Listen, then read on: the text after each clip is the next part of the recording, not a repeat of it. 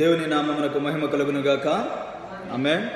ప్రభువును రక్షకుడైన యేసయ్య నామమున చేరవచ్చిన సంఘం అంతటికి కూడా ఉదయకాల శుభములను తెలియజేస్తూ ఉన్నాను. దేవుని నామానికి మహిమ ఘనత ప్రభావాలు ఆరోపిస్తూ ఉన్నాను.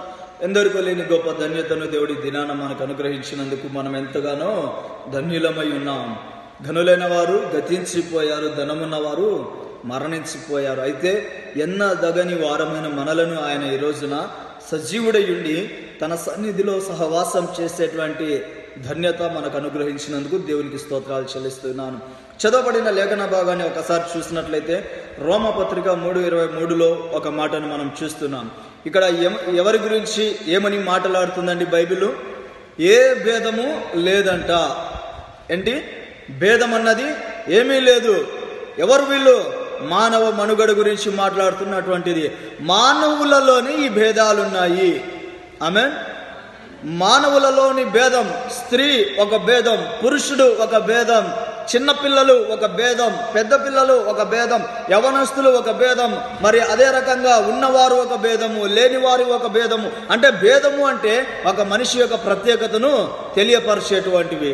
ఇక్కడ ఉన్నవాళ్ళు కావచ్చు, లేని వాళ్ళు కావచ్చు, కుల మతాలకు అతీతంగా మతాలను పక్కన పెట్టి, కులాలను పక్కన పెట్టి మనిషిగా పుట్టిన ప్రతి వ్యక్తి గురించి వాక్యం ఒక మాట సెలవిస్తుంది. అదేమనంట?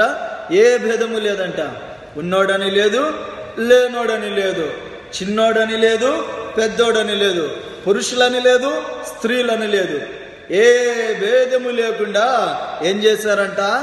అందరూ పాపము చేశారంట.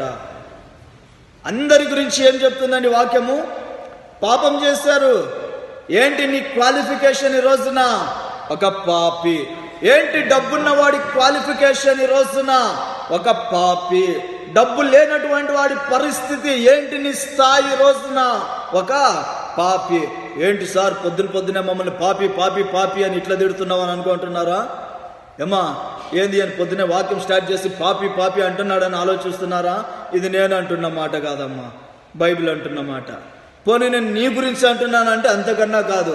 బైబిల్ ఏం చెప్తాంది? అందరి గురించి చెప్తాంది. లోకములో ఉన్న ప్రతి మానవుని గురించి వాక్యం సెలవిస్తుంది. ఏమని? ఏ భేదము లేదు, అందరూ పాపము చేశారు, దేవుడు అనుగ్రహించి మహిమను పొందలేకపోతున్నారు. సో ఈ వాక్యం మీద